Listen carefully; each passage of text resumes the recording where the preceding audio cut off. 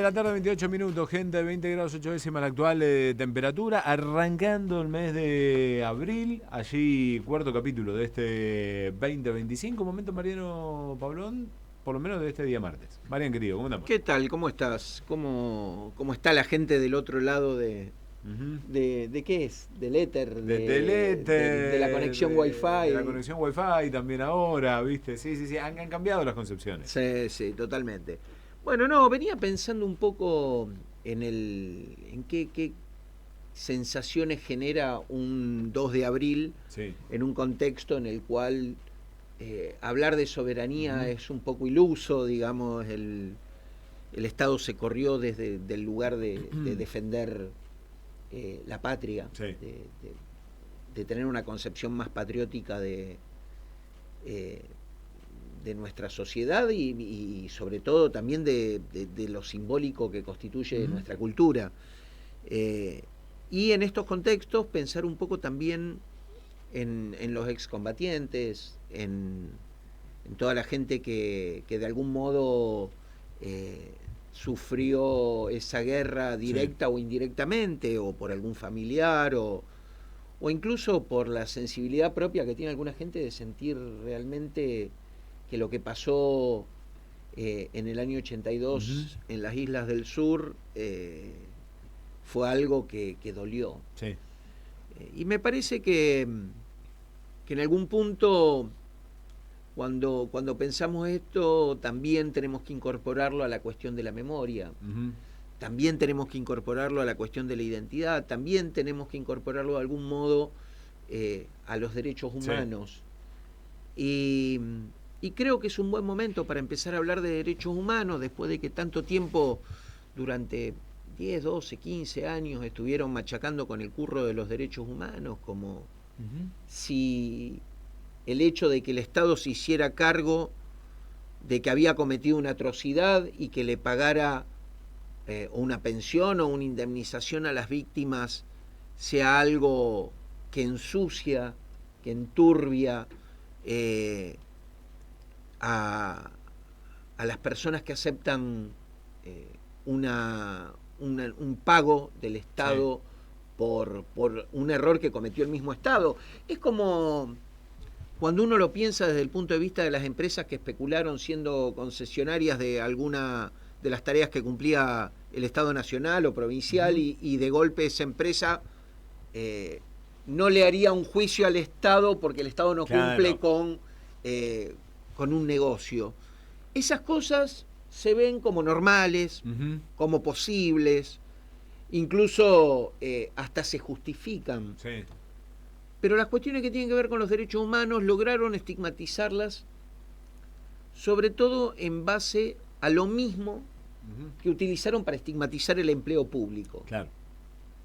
que es que cuando uno tiene determinada ética, Ujú. no puede aceptar un pago por ella.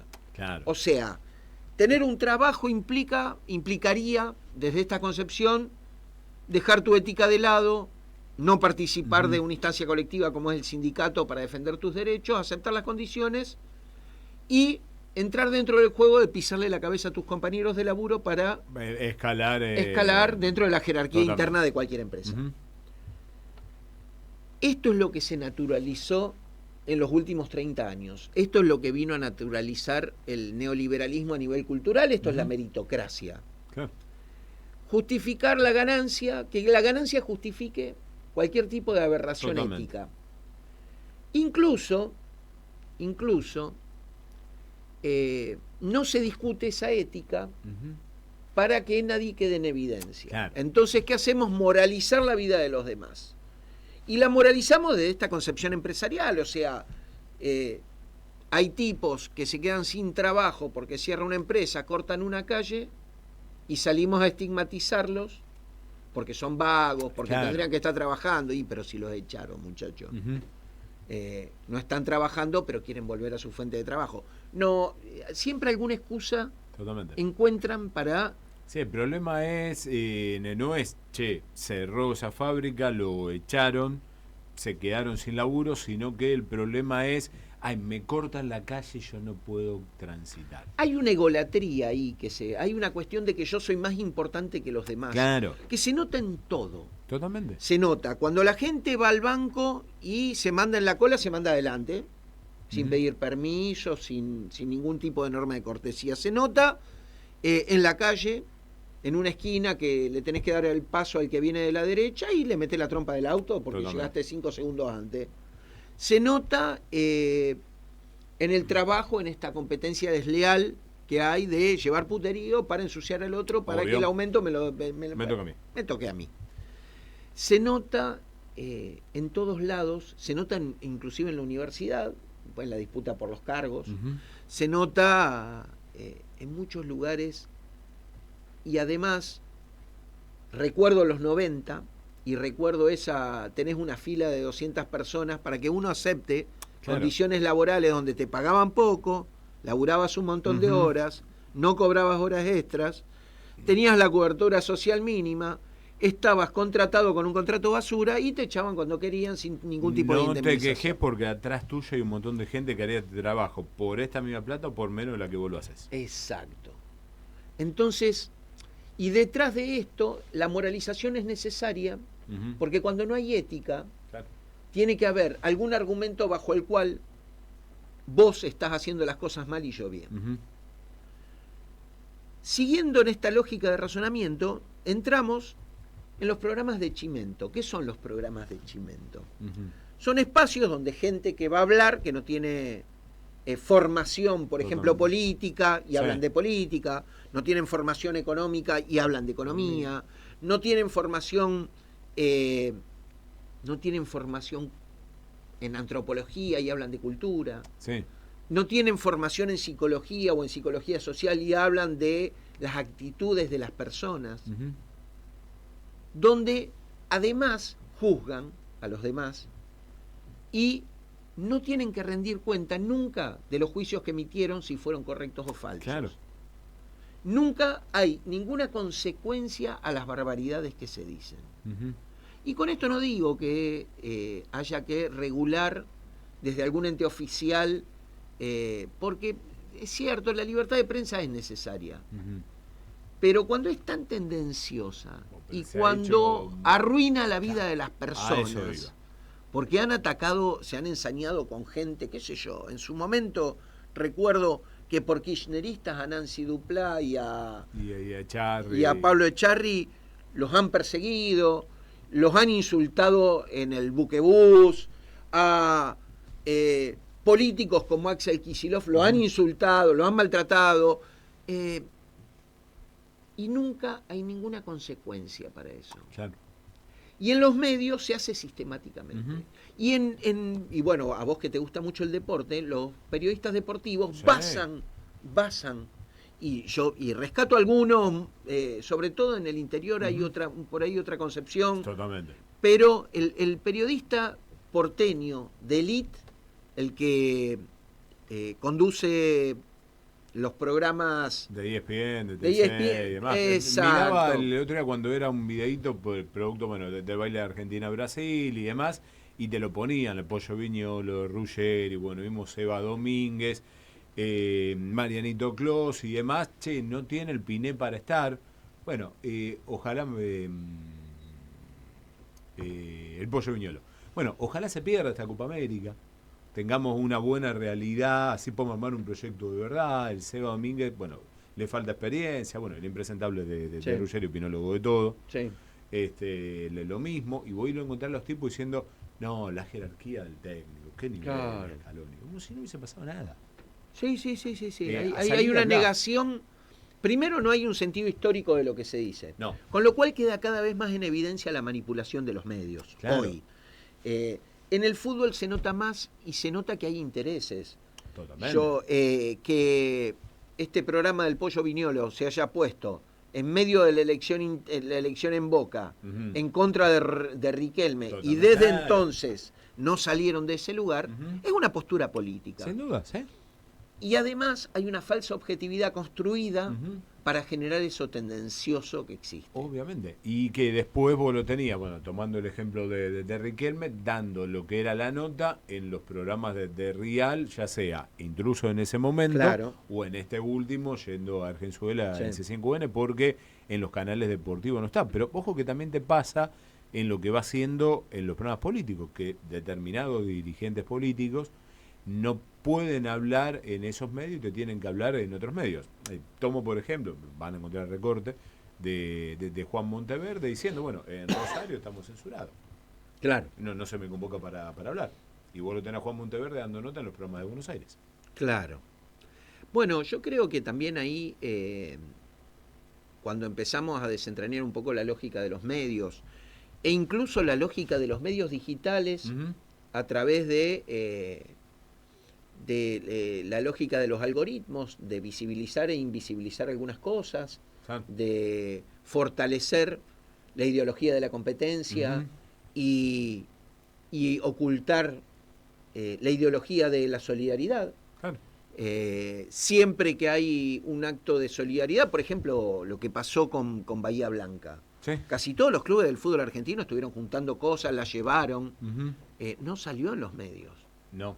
Y cuando salió en cuentagotas y con un objetivo político detrás. Entonces, en vez de renegar de la política, Uh-huh. me parece que es momento de abordar la política, Sí. de entender la política. Uh-huh.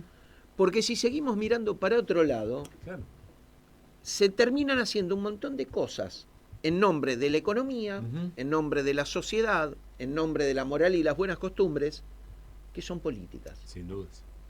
que son netamente políticas y tienen que ver con una disputa del poder, porque las cuestiones políticas tienen que ver con una disputa del poder. Cuando las organizaciones políticas, sociales, sindicales de la oposición, las organizaciones políticas de la oposición, mejor dicho, las Sí. organizaciones sindicales y las organizaciones sociales salen a la calle, Uh-huh. es una posición política y es un tire y afloje que establece con el gobierno.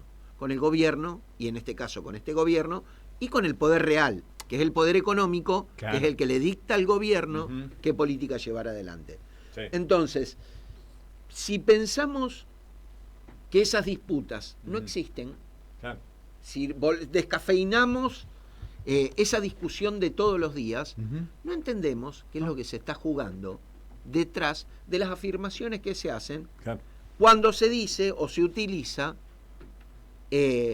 barra bravas en lugar de Obviamente. hinchas de fútbol, Sí. porque además, si hubiese habido barra bravas, con la tecnología que tiene hoy la señora Ujú. Patricia Bullrich, hubiese salido en todos los medios de comunicación, en TN, en La Nación Más, hubiese salido la cara diciendo, Obviamente. este es el jefe de la barra brava de Chacarita, este es el Claro. lugarteniente de Sí. el Rafa Diceo en la 12. No había ningún No. barra brava, no rompió nada la gente que fue como hincha de fútbol Claro. a bancar a los jubilados Uh-huh. y solo tuvieron roces cuando la policía fue a pegarle a los jubilados. Totalmente. Que quedó marcado en la marcha del 24, que no pasó nada. No pasó nada, y en la otra marcha, después de la que le terminan al colega Pablo Grillo disparándole el proyectil, pegándole a la jubilada y demás, los mismos partícipes, cuando venía el infiltrado, la actitud, la misma gente lo sacaba pacífico. Podía haber uno que le cazaba un bife, pero Sí. bueno. Pero Sí, pero a ver, no escapaba de la situación. En ese momento la policía no provocó, fíjate, no tuviste disturbios. Cuando la policía empezó a generar la provocación, ahí tuviste los avances. sí. Sí, yo Incluso voy a decir algo que no es políticamente correcto, pero No importa. A ver, uno ha ido a la cancha y sabe el comportamiento de las barras en la primera, segunda y en la tercera línea. Cuando empiezan las provocaciones de la policía, si había segunda o tercera línea de la barra brava, el comportamiento y la reacción de la gente estaban manifestándose, si supuestamente era barra, era otro muy distinto al que tuviste. totalmente. Perdón por hacer apología Sí, de delito, sí. gente, pero No, vamos no, a marcarle no. la realidad de A lo ver, que es el comportamiento de primero, lo que es un barra brava en serio, volviendo- y no lo que va diciendo que un barra brava es un tipo que se pone una camiseta. Volviendo a tu afirmación de la corrección política, una cosa es la corrección política, que es no esquivar el debate, Claro. Y otra cosa es la careteada política, Ujú. que es no me hago cargo del debate porque me puede llegar a generar votos en contra, etcétera, o una mala imagen pública. Totalmente. Yo creo que las cosas hay que hablarlas, Ujú. creo que la política es un lugar donde hay que hablar las cosas y creo que hay que generar una arena política en la cual empecemos a correr de lado la chicana, Totalmente. empecemos a correr de lado esa soberbia con la que nos manejamos, en la cual todos creemos que la tenemos re clara, Ujú. y en realidad la sociedad está yendo para atrás. Sin duda. Entonces, entender el momento histórico es establecer una arena política en la cual Ujú. el respeto prime. Y el respeto, cuando digo el respeto por la diversidad. Claro, sí, sí. Digo, Totalmente. el decir, bueno, y lo digo para los compañeros también que nos escuchan, Ujú. porque en esta radio nos escuchan muchos compañeros peronistas, no sirve de nada denostar al rival político, Claro. no sirve de nada usar la moral para denostar al rival político si no hay una construcción propia. Obvio.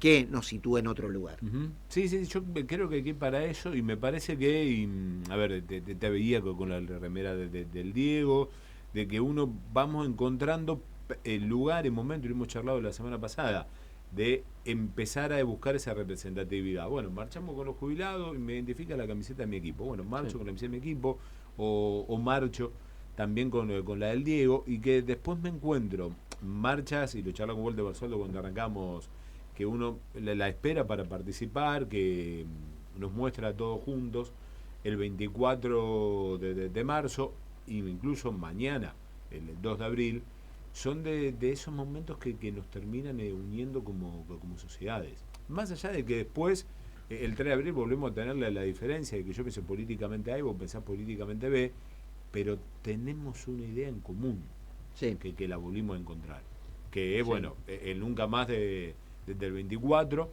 de que hay una renovación generacional de los pañuelos blancos de las abuelas y de la madre que se nos están poniendo viejas, y hay una renovación generacional de lo que es causa Malvinas, no solo por el hijo, la hija o el nieto o la nieta del excombatiente, sino a nivel generacional, en algo que decía Walter, yo la verdad no había caído en la vigilia, la larga cola de pibes y pibas que se van a tatuar la silueta de Malvinas, que se hace totalmente gratis en todas las vigilias. Claro. Me parece de que vamos generando esa renovación. Sí. Me parece que esas identidades en un tatuaje que uno lo va a usar toda la vida, Uh-huh. Es un compromiso indeleble. Totalmente. Y me parece que la construcción de una memoria tiene que ver con eso, la construcción de la identidad anclada en esa memoria tiene que ver con eso. Y me parece también que es importante a la hora de pensar en el cruce generacional. Totalmente. Es importante a la hora de pensar en nuestros hijos y en nosotros y en nuestros viejos y en algo que nos atraviese a todos. Algo que constituya una identidad familiar, una identidad heredada también, una construcción de una cosmología, digamos, de una forma de ver el mundo que tenga elementos de diferentes generaciones. Y que se brinde a los hijos, y cuando digo a los hijos, digo no solamente a los hijos propios, digo generacionalmente, obviamente, a los hijos de los amigos, que se brinde como un regalo, como un obsequio. Te doy esto, que forma parte de mi identidad, si en algún momento te sirve, usalo. Claro. ¿Entendés? Si en algún momento te sirve, no te lo tiro por la cabeza y decís, bueno, no, sí, tenés que aprender. Sí. No. Y ser generosos con eso me parece que totalmente es un acto de amor y además es un acto de inteligencia. Sin dudas. Y después lo otro, ¿no? De lucir los orgullosos. Miraba, no sé, bueno, Fatu Brown jugando con la tira, sí, con de la banda de Capitán, con los 634 héroes de Malvinas, All Boys, que jugó el otro día con una camiseta nueva, con una banda celeste y blanca, y el logo de Malvinas, Argentino, que ya hace varias temporadas, que ha clavado el logo de las Malvinas en la camiseta, con el Club Caoba, claro, en su espalda, con las Malvinas son argentinas, con el logo, de empezar a lucirlo, ese orgullo. Bueno, el Pato Guzmán, que atajaba con el logo de Malvinas y con el medio el panuelo de las madres y las abuelas. Eso yo creo que justamente nos da una pauta de por qué hoy los hinchas de fútbol fueron a defender a los viejos. Claro. Nos da una pauta de por qué el poder real quiere los clubes como sociedades anónimas. Porque es uno de los últimos bastiones donde se produce esa resistencia identitaria que evita que las tribunas se vuelvan como las tribunas europeas. Claro. De gente desamorada que tiene el poder, que tiene la capacidad económica de pagarse la entrada y que afuera quedan toda la gente que alguna vez fue hincha del club, que hizo cosas, que le puso su vida, que le puso su energía y que hoy están afuera del club porque no son negocios. No son negocios. Me parece que pasa por ese lado de volver a recuperar y después lo otro, de no comernos el caramelo de el poder real y toda su estructura de redes, medios y demás, de hacerte, no sé si odiar sería la palabra, pero enojar, que mal califiques, que no compartas la idea de aquel que le levanta la voz contra el poder real y lo combate, que está defendiendo la tuya, pero que vos te vas a criticarlo. No sé, a ver, le ha pasado al Diego porque lo ha cuestionado. Bueno, te han llevado a odiar al Papa Francisco porque lo ha cuestionado. Bueno, te llevan a dirigentes políticos. Bueno, Cristina Fernández, que le ponen un chumbo en la cabeza. Claro. Sin ir más lejos, por cuestionar el poder real. El poder real. Sí. Sí, en algún punto yo creo que el poder real, al darse la acumulación que se está dando, se está volviendo cada vez más tirano y se da cuenta además de que sobra gente en el mundo. Totalmente. Entonces me parece que hay una estrategia de exterminio de gran parte de la población, la que para ellos es la no deseable, que son los pobres. Para esto construyeron también esta meritocracia en la cual está atravesada por la porofobia, por la fobia a los pobres, como si los pobres fueran los culpables de la situación en la que estamos hoy, cuando en realidad es el mismo poder, es esa misma matriz de concentración de la riqueza la que provoca tanta exclusión. Entonces, yo creo que hay esas estrategias de invisibilización no se combaten desde los medios mismos. No. Se combaten desde las instituciones, desde los clubes, se combaten cuando mandamos a nuestros pibes con otros pibes a hacer a hacer arte, a buscar formas expresivas, porque también estamos ante una generación que está muy mediatizada su sociabilidad por los medios digitales, por el celular. Sin duda, sí. Y el celular tiene el límite de que ante situaciones duras de la vida real no saben cómo reaccionar los pibes. No. Y me parece que volver a la presencialidad de muchas cosas, despandemizarnos, no sé cómo decirlo, pero sacarnos la pandemia de encima, porque esa pandemia dejó instalado algo, dejó instalado el encierro, dejó instalado el aislamiento. El otro es peligroso. Dejó instalado como el otro como potencial fuente de contagio. ¿De contagio de qué? Claro. De contagio de alegría, de contagio de juegos, de contagio de ganas de ganas lúdicas. ¿De contagio de qué? Volvamos a mirarnos, volvamos a abrazarnos y volvamos a generar los espacios, sobre todo para nuestros hijos, que son los que más sufrieron ese aislamiento, para que se encuentren, para que se reconozcan, para que compartan.